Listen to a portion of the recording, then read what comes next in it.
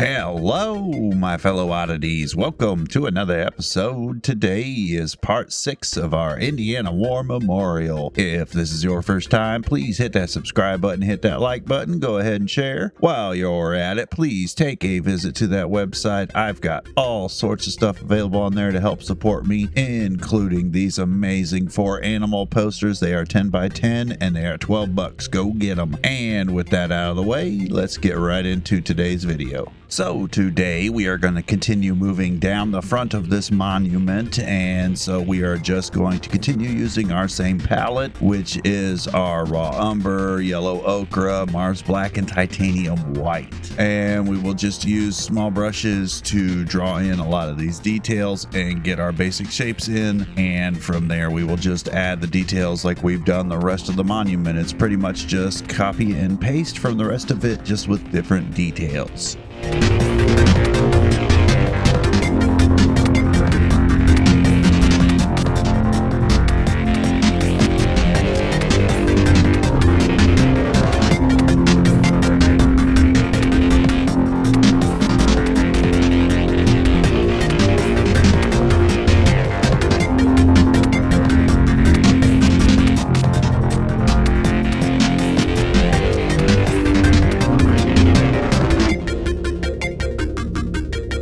You will see with some of the angles, I do have to correct them quite often. I had a difficult time getting these angles exactly where they needed to be, and so I did just go over them quite a few times. I'm still not even sure they're exactly right, but as you can see right there, they do not match up with the rest of the monument, and I do go back, like I said, I do go back and forth and fix them. Just do your best to match up them angles to the reference image.